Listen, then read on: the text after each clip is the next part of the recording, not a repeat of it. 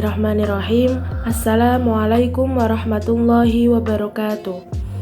Perkenalkan, nama saya Berlian Putri Nurlaili, NIM 1860205222155 dari kelas PGMI 3D, Fakultas Tarbiyah dan Ilmu Keguruan UIN Said Ali Rahmatullah Tulung Agung.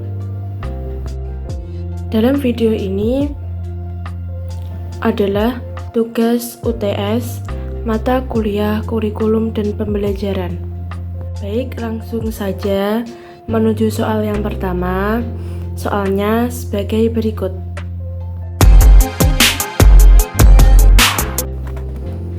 Baik, langsung saja menuju jawaban dari soal yang pertama adalah kurikulum harus disesuaikan dengan 3 karakteristik siswa, yaitu kesiapan belajar, minat, dan gaya belajar. Saling terkait dan berpengaruh terhadap kemampuan siswa dalam mengikuti dan memahami pembelajaran. Ketiga karakteristik tersebut penting bagi pendidik untuk dipahami agar pembelajaran dapat disesuaikan dengan kebutuhan siswa, sehingga siswa dapat belajar secara maksimal. Menuju soal yang kedua adalah sebagai berikut.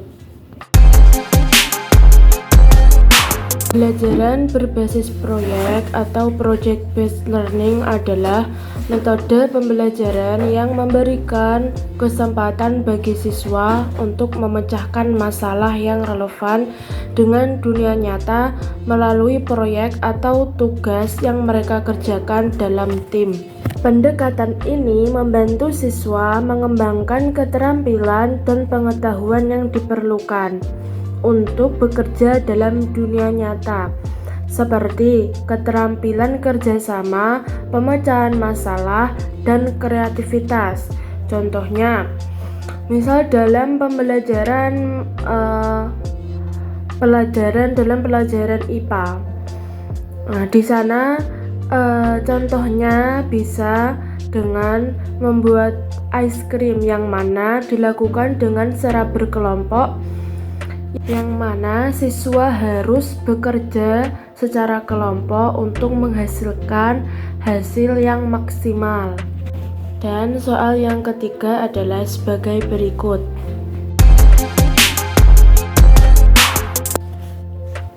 Dan jawabannya adalah teknologi dapat dimanfaatkan dengan banyak cara pada kurikulum. Contohnya, pada pembelajaran di kelas.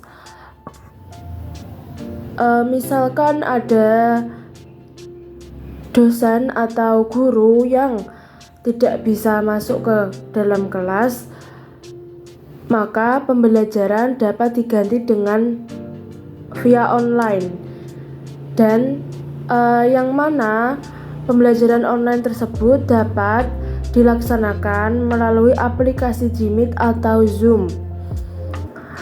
Contoh yang lain adalah saat guru memberikan kuis, maka sekarang tidak usah repot-repot untuk menulis kuis tersebut ke dalam kertas dan menulis skornya di papan tulis atau di kertas tersebut.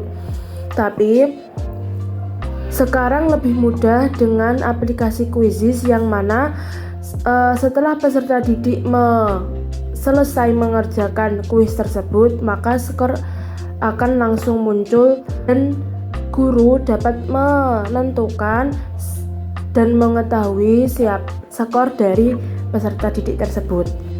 Dan soal yang keempat adalah sebagai berikut.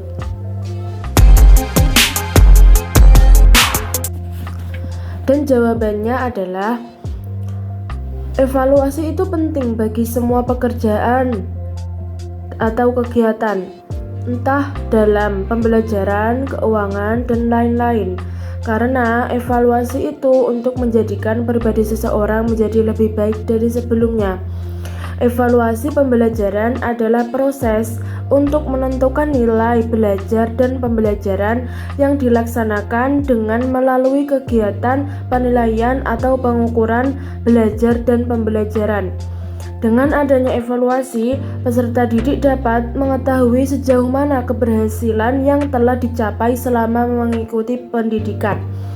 Dan contoh konkretnya, ada dua tes yang dapat dilakukan dalam evaluasi pembelajaran, yaitu yang pertama ada tes sumatif. Contohnya bisa dilaksanakan pada atau dengan ujian akhir semester, tes standar atau proyek akhir. Dan yang kedua ada tes formatif berupa tugas proyek dengan materi yang sudah atau telah diajarkan. Dan soal yang kelima adalah sebagai berikut. Dan jawabannya sebagai berikut. Guru dapat melakukan 5 langkah, yaitu 1. Membuat dan menetapkan rencana serta tujuan pembelajaran.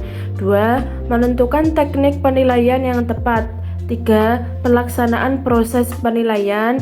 4. Menganalisis penilaian. Yang kelima, menyesuaikan pembelajaran. Contohnya bisa tes atau non-tes. Contoh dari tes adalah ujian atau mengerjakan soal. Sedangkan contoh dari non-tes adalah dengan wawancara, mengisi kuesioner atau angket. Mungkin cukup sekian yang dapat saya sampaikan. Apabila ada kurang dan lebihnya, saya mohon maaf yang sebesar-besarnya. Wabillahi taufiq wal hidayah. Wassalamualaikum warahmatullahi wabarakatuh.